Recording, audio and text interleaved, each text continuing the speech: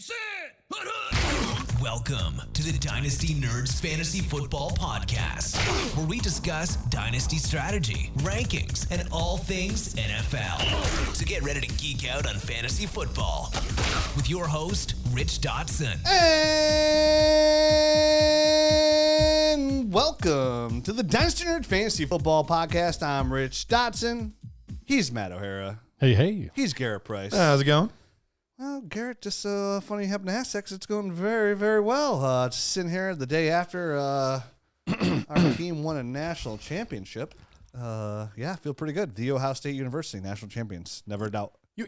I got it today. You got a shirt on the way up. Nice. Yeah, I literally was like, and on the way up, I'm stopping at Dick's Sporting Goods. Yep, I saw one I like, but it's not from Dick's. It's from Chicks. Psych, it's from GV Artwork. GV Artwork. Nice. So I'll get one. I'll order one. Instead, I'm just wearing my 2015 Zeke Elliott national champion jersey. That'll do. Sweet. That'll do. Yeah, went to go get my authentic James Laurinaitis jersey, but because it's Jack Sawyer's number. Oh, yeah. But it was still in the dry cleaning bag because I haven't worn it in probably 10 years, so it's still in the plastic. And I was like, I don't want to take that out of plastic.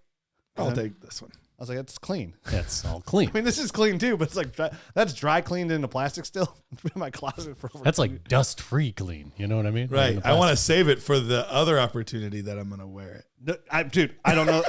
I couldn't tell you the last time I put on this jersey. I don't wear like. I was going to say, that might be the first time I've seen you wear a jersey. I don't wear jerseys. I'm not a huge jersey guy. And with being a Browns fan, it's hard because every time you get somebody like, oh, yeah, this is going to work out. I rocked a Joe Thomas jersey from his rookie year. Yeah, that was a good call. For a long time. Still have that hanging in the closet? When I was 9, I got a Tim Couch jersey. That didn't pan out. That didn't work out. Then I talked my parents into get me Courtney Brown. Mm-hmm. Also did not really work out. Yeah, the Quiet Storm, they used to call him. Then I took a long hiatus from jerseys. Then got Peyton Hillis. Oh, okay. All right. That was fun for a second. Yeah. Yeah, 1 second. Yeah. Cover and then right? most recent, got Baker. And I got Baker. You know, I got so many autographed Baker jerseys. It's ridiculous. I have so much autographed Baker merch. It's ridiculous. Not from Tampa Bay, I'm guessing. No, 0, all Browns. Yeah. I have 2 Browns helmets. I got 2 jerseys. Yeah, it doesn't work out here. Clearly the call on the player was correct, just not the location. So is life. So here we are, the day after our team. Such is life. Won a such is life. So is life. So listen, a bug's life. It's all the same thing. Listen, just because my favorite team is the Ohio State University doesn't mean I went to Ohio State University. Now, I lived on the Ohio State University campus for almost 5 years. Counts. True. Yeah. So I went to school, but just not directly at the Ohio State University the whole time. Just directly but I was there. To it. I lived on campus. I was there 2002 when we won a championship. Like, I lived a life. All my roommates were Ohio State alumni. So, it's life. Fake it till you make it. Bingo. I mean, I was your roommate, and I'm not in Ohio State. But you went to Ohio State. I went to Ohio State. You're the whole reason I moved down to Ohio State. I'm aware. He came home one winter on a winter break. You just went back with him. We just got out of high school. He was like, hey. He was living with his girlfriend. He's like, hey, my roommate's moving out. He's like, and I lived in Cleveland at the time. And he's like, you want to move to Columbus? And I was like, all right.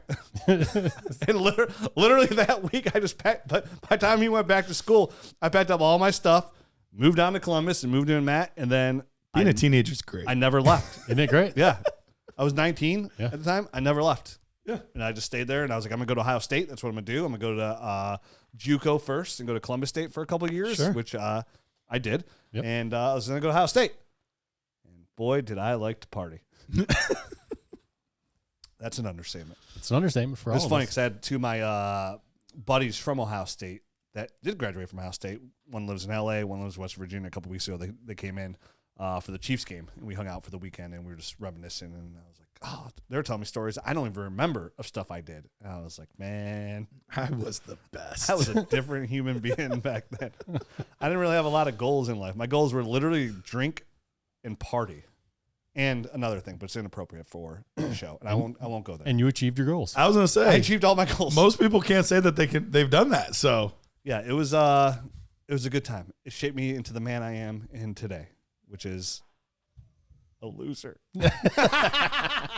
So my haters say. But look at me sitting there talking Dynasty fantasy football and talking sophomore step-ups. So here we are. We do this every year right around this time. We do sophomore step-ups and sophomore. And third-year breakouts.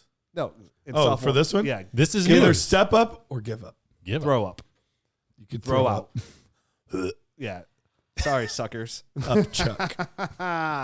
So let's get into it. We'll talk about people going into their second year. And, in Dynasty, we've talked about this, I think, even recently. Like, so many people are so into the, what have you done for me lately? Like, if you're not good right away, then your value decreases. And you really do have to stick with that initial tape evaluation, unless there's something that like blatantly happens that throws you off. Like, you have to let these people grow into the NFL. Like, some people hit the ground running, right? Like Jaden Daniels is somebody who also has a ton of carries, is probably an MVP candidate next year, right? Has a chance to take his team to Super Bowl, has a chance to win the Super Bowl year 2, from coming from the number 2 overall pick, which gives me couldn't believe they beat the Lions. Yeah, I did not see that coming. Dude, Jaden Daniels is the truth, the whole truth, and nothing but the truth. Like, I'm so happy for Terry McLaurin too. Like, all those years of doo-doo.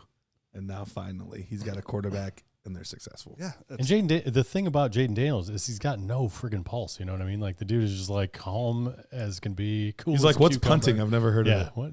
Dude. All right, let's just go do it. Come on, guys. He truly is unbelievable, man.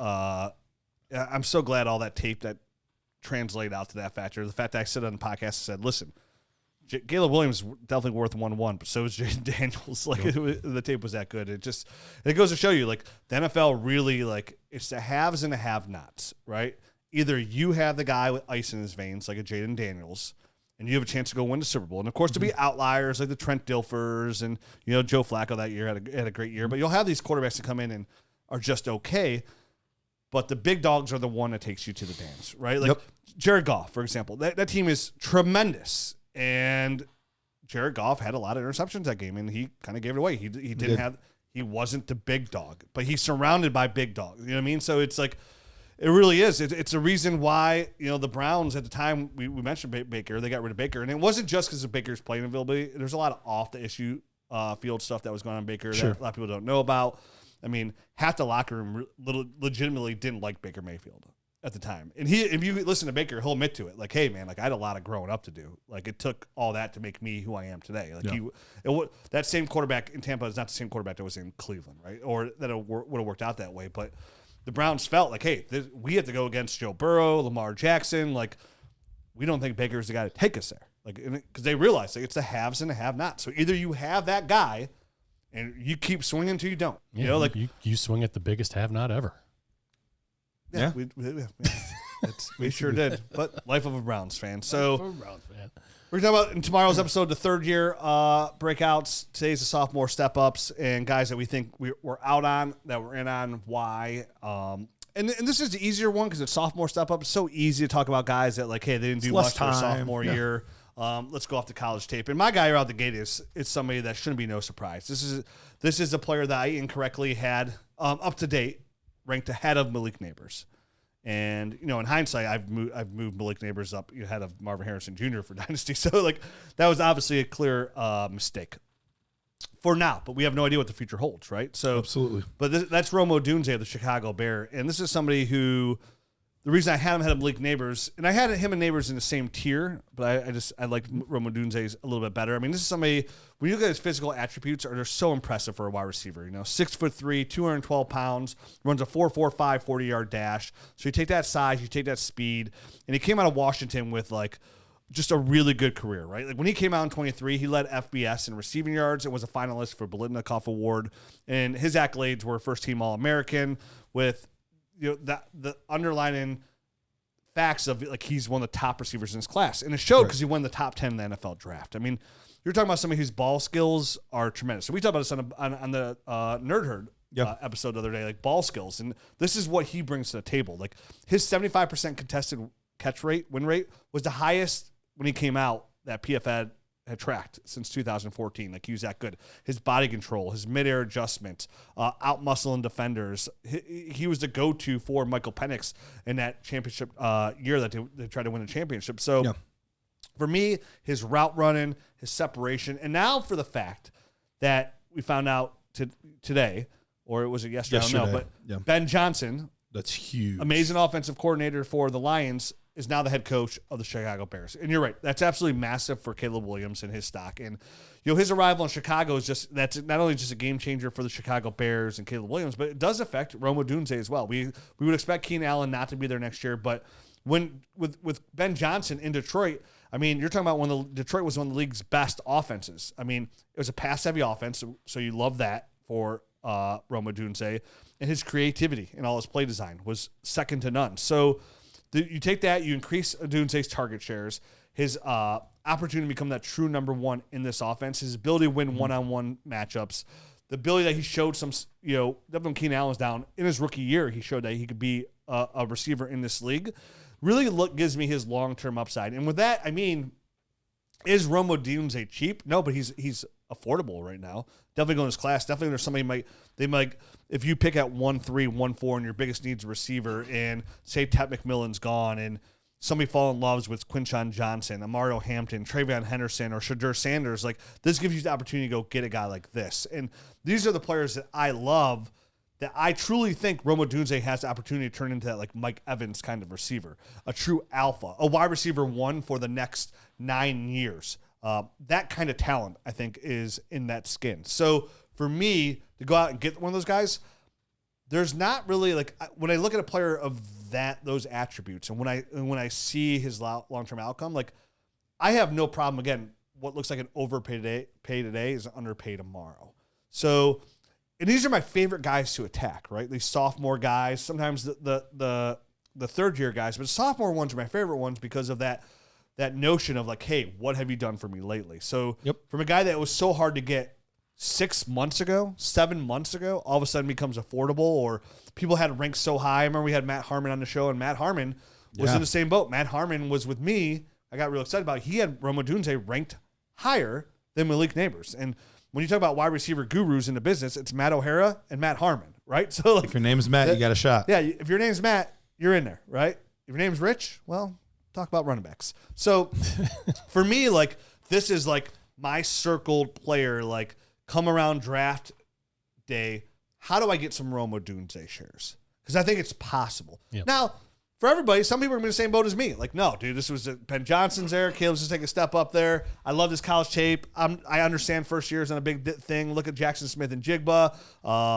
Some people tons. If we go through the list of receivers that took a year or two to break out. That used to be the Adams. expectation. Yeah. Up until about 6 years ago or so, it was, all right, we'll start to see a little bit in the rookie year, but it's really year 2 and 3 that we're kind of keeping an eye out for. And that's changed over the past couple of years, just how the receiving game has developed and how much more important it's become to the NFL game. And yeah, all of that, these guys getting coached from high school at a different level than they used to be all the way up through. So yeah, that used to be the norm. That doesn't mean guys can't do it though, if they don't have all pro seasons in their first year. Yeah. I'm expecting a top 18 finish from him next year. Could he get into wide receiver one? Who knows? He finished, Ben Johnson finished wide receiver 49, just as a reference as to how much he'd have to jump. But I think that's well within irrelevant. Totally well within the realm of possibilities here for Rome. And I think you laid it out perfectly because, the biggest factor, and you kind of almost poo-pooed it at the beginning, is Keenan Allen isn't expected back. And I think that's going to be the huge kind of leaping and kind of the step up that he's going to be able to take is just due to the fact he's going to have that much more opportunity in this offense that is, for all intents and purposes, going to be better and have more opportunities and be more explosive. So I think it's kind of a twofold reason as to why he's going to have a pretty big sophomore season. So Rome Odunze, a guy that we were kind of always expecting to take a year anyway. So I think, getting 734 yards in your rookie season as kind of like the 2/3 guy in an offense is pretty good. And the finish is wide receiver 49. Right. And you still put the wide receiver 3 on your team with Cole Kmet and a pass catcher running back, and you still put up over 700 yards as a rookie. Such a quiet 700 yards. When you look back, I'm oh, that's a good year. Right. Well, and I think one of the biggest things too is if you had to guess the points per game for the Chicago Bears last year. Oh. How many would you guess this past season? 20. I was going to say 3.5. I was going to say 23. 23. Okay, how about for Detroit? Ben Johnson's offense. 34. 29. Okay, so real close, 33.1 points per game for Detroit. However, Chicago, 18 points per game.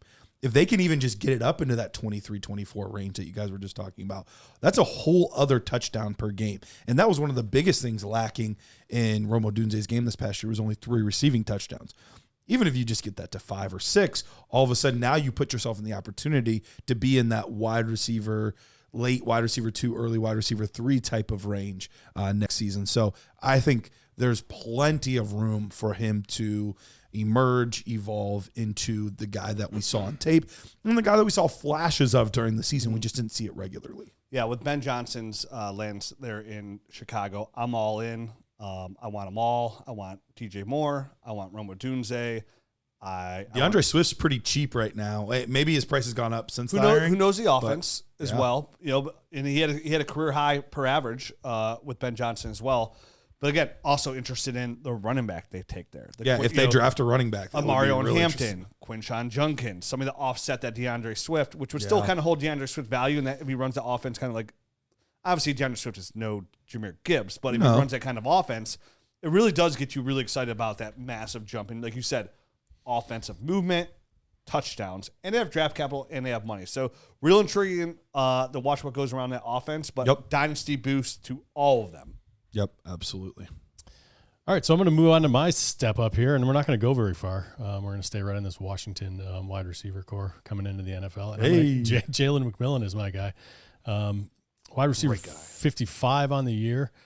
He did miss 3 games, so obviously on a points per game basis. 55, you said? 55. So not too far from Rome. So he's 700 yards. Yeah, exactly. He's pretty close. He didn't have as many yards, but he was able to score the tutties. The touchdowns, especially towards the end of the season. I think he had 8 total. I'm trying to scroll down and keep. I know my he had spot. 7 in a 5-game stretch. I know that for sure. Anyway, I think he had 8. I have the numbers somewhere, but I can't find them. From weeks 14 through 18, that's really kind of when he settled in, got over his injury, and kind of, Chris Godwin was long gone by then.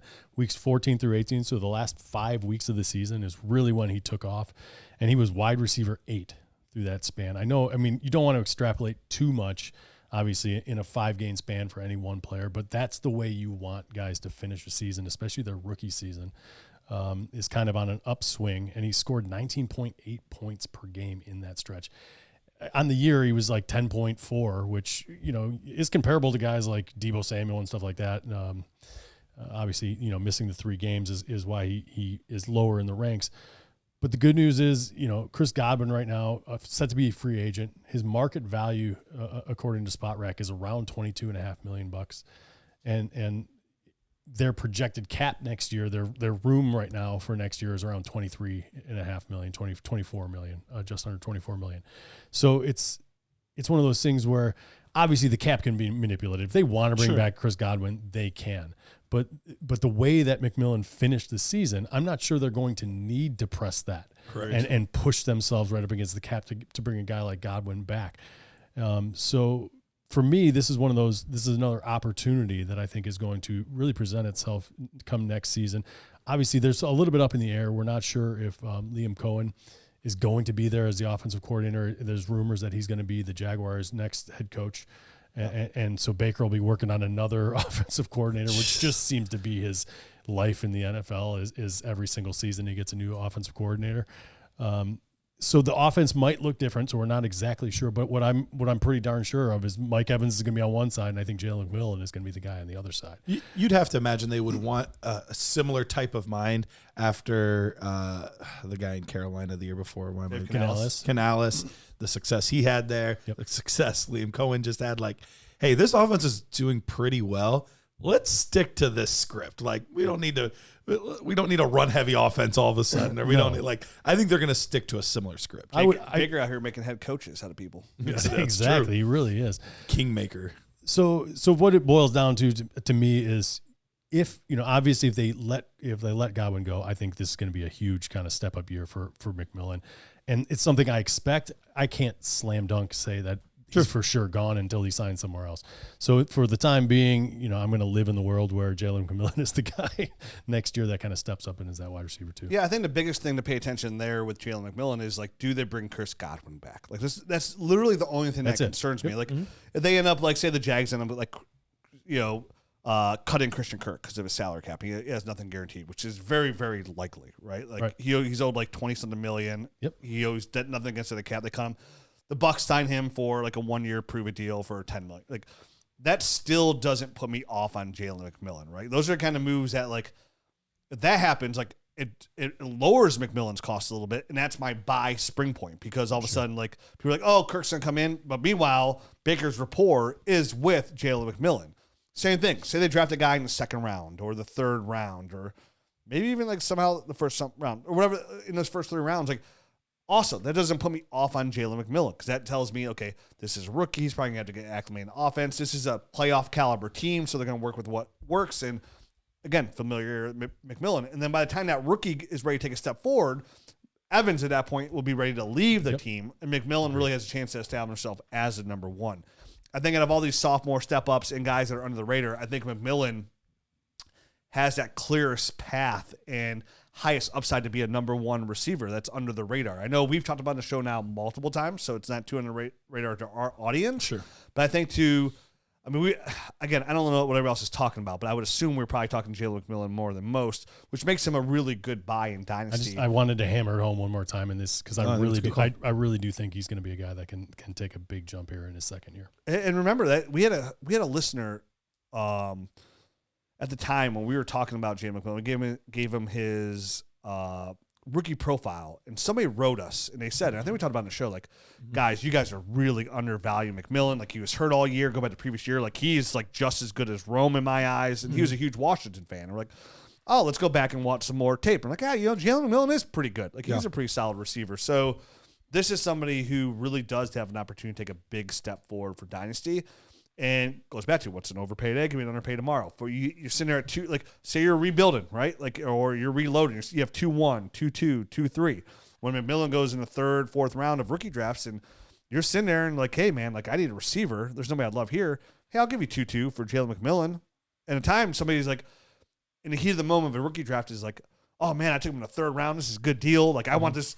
I can get a Mario in Hampton. You know what I mean? I can get this running back here. I can get this tight end here. Like, oh, I got to make this trade. That's a good opportunity for your rebuild team as well. So there's a lot of opportunity, I think, to go get a guy like Jalen McMillan compared to a guy like Rome Odunze. Yep. So great player for a sophomore step up. I'm with you. I'm all in 100%. Awesome. All right, we are 3 for 3 on thinking a wide receiver from this class is going to step up. I went with Ricky Pearsall in this one. Of this group, he's probably the most under the radar at the moment, probably close to McMillan, but a guy that obviously to start the year, things started pretty slow. He got shot, so didn't have an opportunity to come out and play early on, but really liked his tape when he came out of Florida. He was a player that I thought, we had him ranked fairly high. I want to say he was like nerd score wise, like my 7th receiver or something like that. So he had a good score, and I was like, man, he's going to be a really good value for somebody on day 2. Well, then San Francisco's like, nah, we're going to take him on day 1. They take him with the 31st pick in the draft. And obviously going to that landing spot, it's a very friendly offense for wide receivers. We've seen plenty of wide receivers have high-end wide receiver 1 type of years in this system with Shanahan here. Look at what he did last year. It's not eye-popping numbers. Like I said, he missed quite a bit of time to start the year. 31 receptions, 400 yards, 3 touchdowns. So he didn't have a monster rookie campaign. But what I really liked seeing is at the end of the year, when coaches are going to be like, okay, we're out of it. Are guys still motivated? Are guys still pushing? Who's going to take that next step for us next season? Deebo Samuel in that game, we know that he's kind of been out of it. Those last couple games, he did almost nothing. Yep. You saw some other players that just had okay games. Whereas Ricky Pearsall at the end of the year, that's when he really shined. Those last 2 games against Detroit, 8 receptions on 10 targets, 141 yards and a touchdown. Then another 8 targets the following week against division rival Arizona. 8 targets, 6 receptions, 69 yards, and a touchdown. So he really showed out that second half of the year. I really like this offense. I like him in this offense. And similar to some of the other guys we're talking about, like Keenan Allen's kind of the one in the way. Chris Godwin's in the one in the way. Here's Debo. Debo's really the one in the way. If Debo's on this team, it's going to make it a little bit more difficult for Ricky Pearsall next season. But if he's not, I think we have a really, really big season from Ricky Pearsall. They took him in the first round for a reason. He showed those glimpses of what you want to see in a rookie campaign.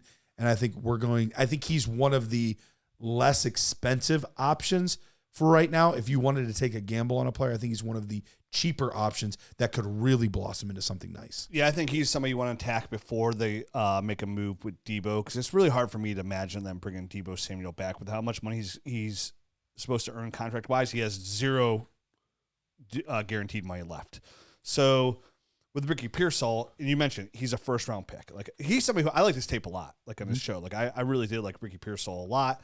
And Juwan Jennings stepped up this year big time. They extend Brandon Ayuk to a monster contract. George Kittle's one of the top paid tight ends in the league.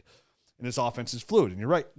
For him to come back after getting shot and do what he did, it's very impressive. Mm-hmm. And the fact that what I like Ricky Pearsall so much and think he's such good value is this is a team that knew they were probably going to possibly invest in Brandon Ayuk because he won a contract extension. They owed Debo Samuel a lot of money. They just extended Juwan Jennings. He showed that he could be a baller in this league, and they have George Kittle.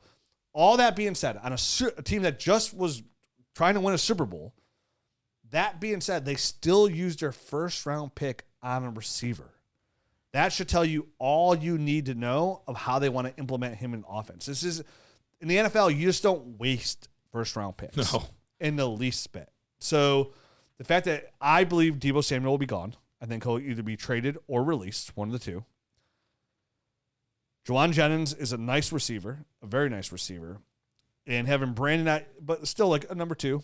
Yeah. And having Brandon Ayuk coming back from a serious knee injury who might not be 100% at the beginning of the year, this really tells you Ricky Pearsall has a chance to like establish himself as the guy in this league. And you just gave those Detroit numbers as well. So for me, right now in such a crowded room, the fact that he was hurt and where he finished, like, again, it opens up that buy window on a sophomore that we really like, and then showed something on top of that, right? Like, it's not only did we like his tape, but then he showed he can excel in the NFL. And that's what, when you see both of those things, I really too try to like jump on those players and try my best to acquire them, because a lot of people are like, oh, you kind of overpaid for them. But like, for somebody, we've been running experience, been doing mock drafts a lot lately.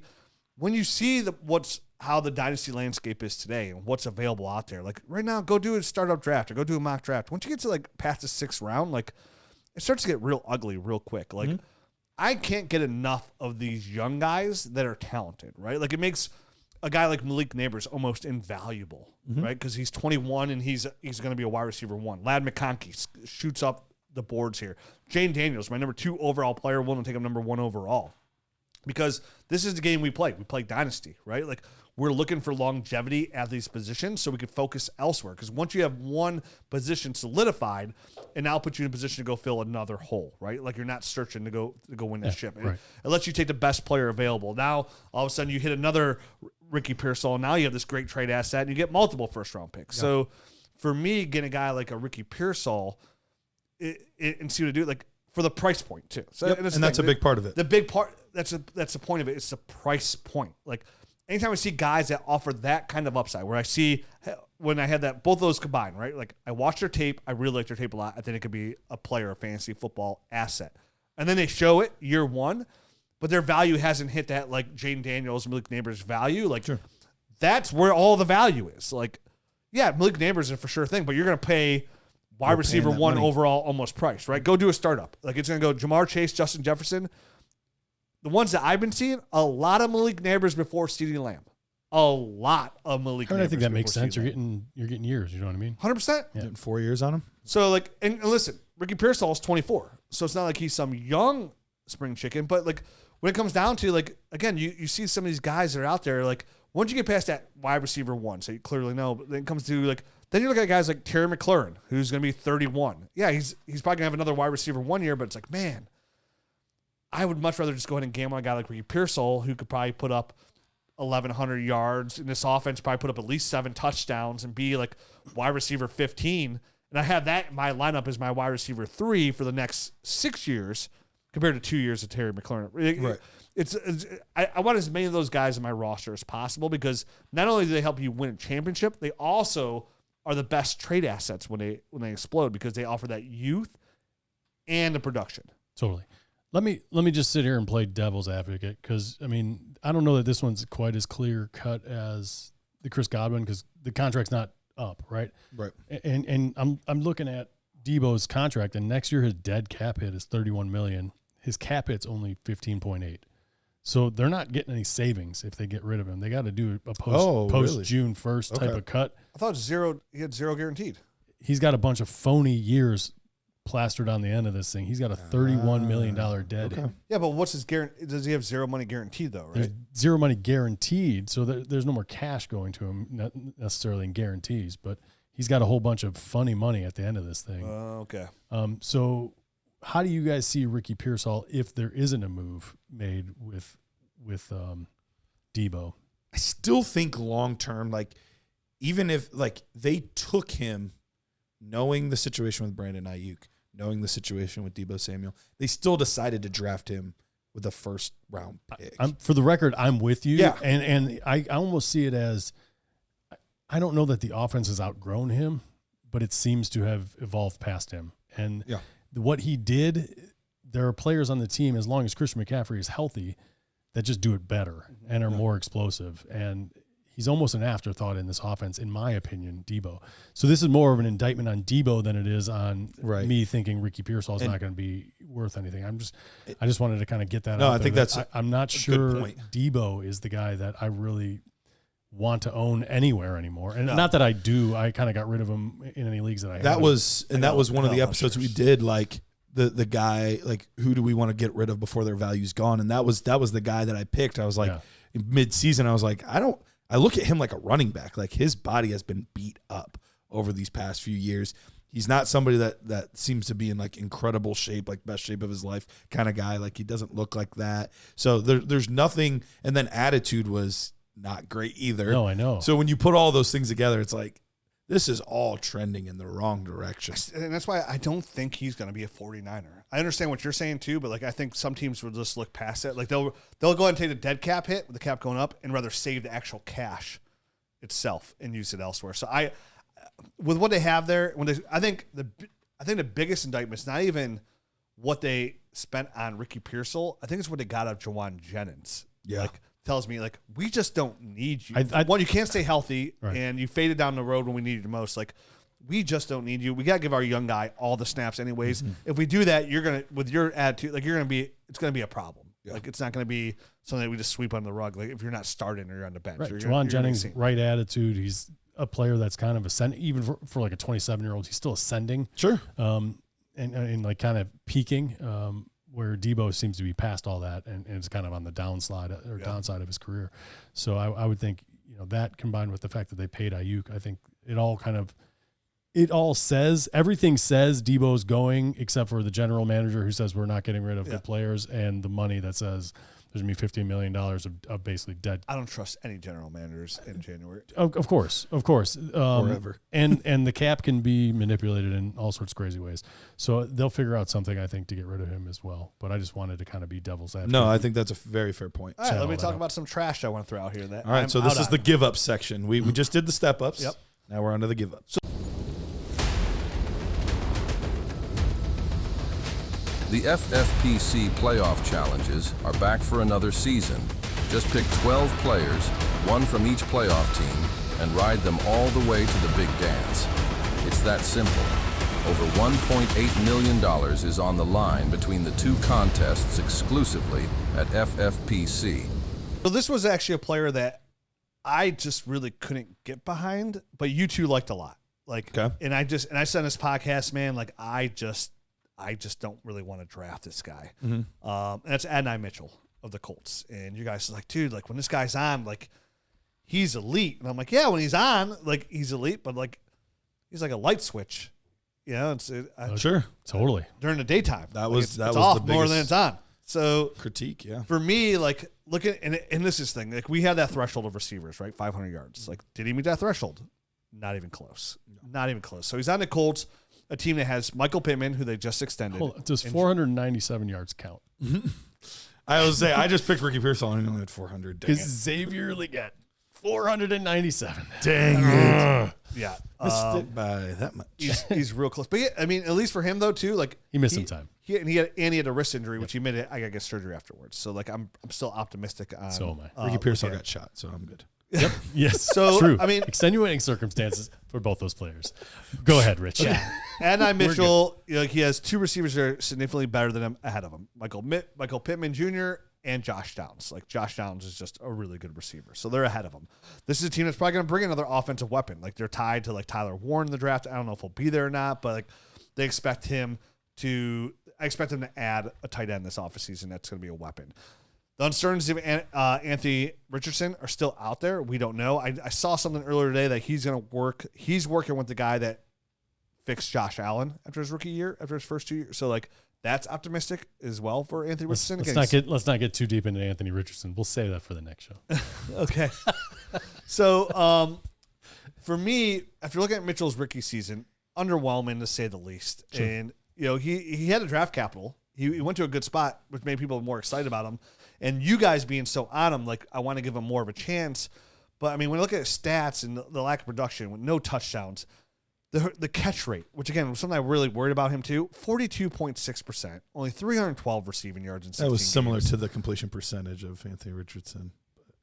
Which kind of sucks. Unfortunately, that's the thing. Honestly, that's the thing for me because, like, as much as I want to be like, no, Adonai Mitchell, like, I'm with you. Like, yeah, dude. I'm kind of out too. So, like, and it has more to do with Anthony Richardson than it does Adonai Mitchell necessarily. But like, I don't have any. I think it's to go against it's it. a real hard eval for Adonai Mitchell in his rookie season.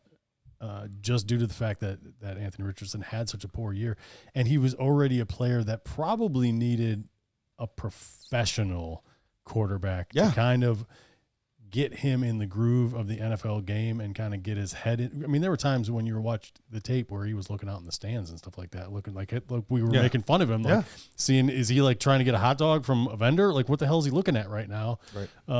At the snap of the ball, like what the frick is going on? So he was a pretty crazy eval just coming into the league. I think the talent itself is still there. Like I've seen some cool stuff out of him. I've seen this show before, right? Talent's there. Guys are super talented athletes, but like they just can't put it together. And I get why you wouldn't even be interested in him. I get why a lot of people wouldn't be interested in. There was just enough that I saw that I said, if this guy hits, he's going to be amazing. I know that the bust rate is probably 10 times higher than the hit rate on this guy. Like you got like a 10-1 shot at actually hitting. If you do hit, it's going to be amazing. I'm not out or in. I don't have a lot of share. I got like one share of him, I think. I'm not going to count on him with the one share that I have. You know what I mean? He is like the golden ticket. Mm-hmm. If it, you know what I mean? Like if it hits, amazing. He's going to be sitting on my bench until then. It just sucks when he like went in the second round. People were taking him, like certain people, like high in the second round. Some people were taking him, and it's just like on such a deep draft class. Like you could have ended up like a lot of people were taking Adonai Mitchell ahead of Ricky Pearsall. I bet you there was places he went ahead of Brian Thomas. Well, I don't know about that. I bet you there were. I think. Yeah. Maybe, possibly. I mean, if you're all in on Adonai Mitchell, right. I guess. I normally saw him at like the 2.6 to 2.9 range. Yeah, right. And that's why I said like Ricky Pearsall, Keon Coleman range, like right around. Brian Thomas was going late in some drafts. I broke it down. Like one of them, he went like 9th or 10th or something like that. Wide receiver. He was the 9th or 10th wide receiver in the draft of mine. So it's. Wish I had a share. Damn, he looks good. Yeah, he does. So who's your next guy? I'm not going to go far from the Washington wide receiver core. All three Washington receivers get talked about? Yeah, so nice. my give up guy is Jalen Polk, man. Not a guy I really liked in particular to begin with. And then, going to New England was kind of almost a feather in his cap in a negative way for me because they're just really poor at kind of identifying wide receivers there in general. But last year, he was the 37th overall pick. Finished high draft pick, which blew my mind. Finished. We were all flabbergasted when that pick happened. We were like, finished wait, as wide receiver 128 on the year. He averaged 2.2 points per game. The hard part is like, who was there holding him back? No one. No one was there holding him back. And he had a draft pedigree too to push him, like propel him to the forefront. So I mean, I don't have a lot else to say. Jalen Polk, I don't like to be like super negative on prospects. But if you're doing the hokey pokey, you'd have your left foot out. Yeah, Totally out. Not in. And obviously with the changeover in the coaching staff, this new coaching staff has zero ties to him. The front office has kind of stayed intact, so there might be some pressure there to keep him on the team. But I can't imagine this guy carving out a role because he's just not a good NFL wide receiver. He's good at contested catch type of stuff, and you could probably chuck the ball, but he wasn't even able to be active every single game in his rookie season as a second-round draft pick, a high second-round draft pick, the 37th overall pick. I have a hard time believing that he is going to, I think, take a step forward, that he would need to take several steps forward in order to just be relevant on a team, let alone for a fantasy team. And look at the guys that they just brought into New England. Mike Vrabel, and now Josh McDaniels. They just hired him today. Not official. I'm looking it up right now. It's not official. Oh, like Jordan Schultz and a bunch of people like already. Okay, you keep talking. They interviewed him today. I was say even like NFL.com said that. I just looked at Schefter. Okay, Interesting. Was it the fake Schefter? No. Schefter. Oh, what's going on here? Adam Scheffner. Either way, like Mike Vrabel's a no nonsense kind of guy. Exactly. If it's McDaniels or anybody like that, like they don't put up with that kind of stuff. Like they're from the old school regime. I know that there was some rumblings in the background of what was going on there with him, and it just doesn't sound like this is going to be a great fit. You're right. Okay. Jordan Schultz says it's right. It's right. And he says it's right. All right. Either way, like it just doesn't seem like that's going to be a hand-in-glove fit. And any time that you have a wide open room like that with that kind of pedigree and you do nothing with it, absolutely nothing. I just don't know what kind of hope there really is. 12 receptions, 87 yards. That's an okay game. That is an okay game. I mean, Javon Baker outshined him there. Hunter Henry outshined him there. Keyshawn Butte. Even Did Baker? I don't even know if Javon Baker did anything either. But Jalen Coker probably looked better. Yeah, Keyshawn Butte. Jalen Coker's on a different team, but he looked way better. I mean, he looked better too. Yeah. So a lot Holy of cross, baby! I outshined him a little bit in my highlights this year. Like I went snowboarding another day and like I was bombing some runs. You looked good. Look at me. I feel like I feel good. Is anybody watching this? Definitely not. Yeah, so I think that's a good one. And there are times where you just need to give up and let that grenade be on somebody else's team. And listen, you guys had called your guys already, and he was the last guy. I was like, I hate this guy. I can't do anything with him. Let's get him out of here. I got to put him on the show. So honestly, he really was just even they scout him like he was a jump ball specialist. That's what I mean. Like he can go up and kind of come down with some stuff, and that's the limits. I don't hate him. I didn't mean it like that, but I don't like him as a prospect. All right. Last one on the give ups section. And this one stinks. Like, I really liked this player's tape. If you could remove the knuckleheadedness from this, he had the tape, he had the potential situation, and just did absolutely nothing with it. And that's Jermaine Burton. Jermaine Burton, I remember going back to his tape and saying, I like him a lot better than I thought I was going to. And the more I watched, the more I liked. Yeah, we all did. He got a good, solid score. And we said, he's going to Cincinnati? Like, that's such a great landing spot. He could emerge as the wide receiver, too, as T. Higgins kind of exits. And, man, he's going to have so many targets, so many yards. And, look, is it completely dead? No.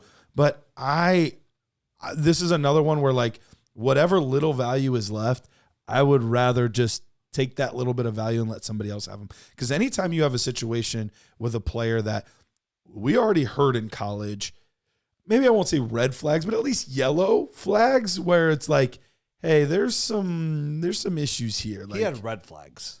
All right, he had red flags.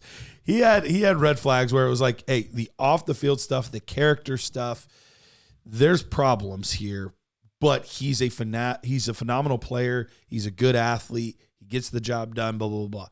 When those trickle in from college and you see them already in year one, and another guy where multiple times, not even dressed. Multiple times where he was benched due to off the field issues, and you're hearing reports of him just not coming to meetings, not showing up for practice. Like, bro, like, and there's pictures of him showing up like sitting alone at a casino. Like, all out. Like, I'm out. And it sucks, like, because the talent, I totally believe in the ability of this player, but those are things you just, and Joe Burrow's not going to mess around with that. Like, guys like that are not going to just allow him to keep, nobody. We'll move on. We'll find the next guy. I'll keep throwing to Yoshivas and guys like that probably don't have the talent that Jermaine Burton has, but hey, I know where they're going to be there. They know the playbook. They're going to be where they're supposed to, like, the things that he's doing, nobody gets away. Like, nobody. Stars don't get away with that. Like, Jamar Chase can't show up and just not show up to a meeting, right? Like, and skip a practice. Like, you're going to get like, it doesn't work like that in the NFL. These guys make too much money. Like you said, for that to translate already so early, like, you hear these things in college, but you don't know what's true. Mm-hmm. But then once you get to the NFL and you hear about it, like, it's like, okay, yeah, this is it. Like, this is real. Wipe the board. Like, I'm with you. Anything I can get for Jermaine Burton, I would take. So there's that stuff. Aren't there more serious off the field allegations? I haven't heard anything concrete enough to feel good about. I'll just leave that out there as well then. No. Yeah, I haven't heard any of that if anyone wants to search that, they can look. That's up to them. Yep. Yeah, and it sucks because, like, he was like a hot commodity. Like, we talked about him on the show, so, like, he had a lot of value. Like, I'm happy. I got rid of I ended up with a lot of Jermaine Burton shares in the draft because I thought he was good. Like, end of the second, beginning of the third round. I got him anytime he was available in the beginning of the third is where I took him. So yeah, you lucked out. 0. So, like, most of my teams were contenders because I'm such a sweet dynasty player. I used Jermaine Burton early on in the year in a lot of like he was the trade. He was the thing that put the trades over the edge. Yeah. Well done then. And at the time, like, I didn't love getting rid of him, but I was like, so be it. Like, I remember like getting Breece Hall, and I can't remember the exact deal of it. And somebody was like, "Oh yeah, but you gave up like Burton in the deal too. Like, you just like why?" And I'm like, "Dude, I didn't like doing it, but it is what it is. Like, I want Breece Hall. You know, it's like." So for me, I'm glad I got with half my shares. I still have half of them left. But if anybody is listening like with me and you want him, come. Yeah, he's very available because I don't think he'll do anything. I will take a fourth ever. Like, ever. I don't think he'll amount to anything. Like, players like him are out of the league in 3 years. Yep. You don't even remember their name in 3 years. Yep. I'll take a fourth and just move on. Yep. So, I mean, it's big. It's the hardest part about like some of these evaluations, like the mental process. Like, and listen, and that's what it is. A lot of times these guys are just having like issues that we can't comprehend. Like, it's easy to sit here for me as Browns fans going, why can't Josh Gordon just stop smoking weed? He could be the best receiver in NFL. Like, this is killing me. Like, what's wrong with you? But I don't know him. I don't know his mental struggles or what he goes through. Like, what's his support? Yeah. Like, what's and for us sitting like, dude, you can make millions of dollars. All you have to do is not smoke weed. You know what I mean? Like, that's why they call it issues and addiction. And you get guys like Justin Blackmon, right? Yeah. Taking top 8 overall in NFL draft, extremely talented. Gets suspended for weed. And you're like, okay, well, he's going to rehab and come back. And he's like, no, my contract is fully guaranteed. I'm going to eat cheeseburgers and just keep smoking weed. And you're like, what? But, dude, you can make something. And people are like, nah, I'm good. You know, like, it's, your dreams and your hopes and your fantasies aren't everybody else's, right? Like, we hear this. I mean, Andrew Luck, you know, I'm done. Bears, I'm just done. Yeah. Some people just don't want to play. You hear this player like Luke Kuechly, like, hey, man, like, you're 27, 20, like, I'm retiring in your primary career. Like, what? Everybody's like, what are you doing? And you're like, dude, this isn't for me, man. I don't love it. Good. And it's hard to do something you don't love. It definitely is your job. Like, I have a friend. He had a very high-paying job, like, very high-paying job. He was a vice president of a company, and he quit. And he, like, his biggest fear was like, hey, man, like, my biggest worry is like people think I'm stupid because I'm quitting this job, but like I hate it. And I told him, I was like, dude, if you hate it, who cares? Who cares what anybody else thinks? Like, you can't be miserable because of a job. Like, that's what you do all the time. Like, you can't give that away. So You just don't know what's in people's heads. Now, for Jermaine Burton, like I wish him all the best. I hope he gets his life together more than anything. Yep. But from a dynasty football aspect, like I've seen the show too many times. It does not end well. Agreed. You're not going to like the Yeah. ending. No. You're going to be very disappointed. So Already are. all right, let's get back after it on the next show with our third-year players. And who are some third-year breakout or breakdown? Ooh. I kind of want to call that breakup. Can we call that a we breakup? call it a breakup. Way better. I like that. Dude, All right. Third-year breakdown. Wait, what is it?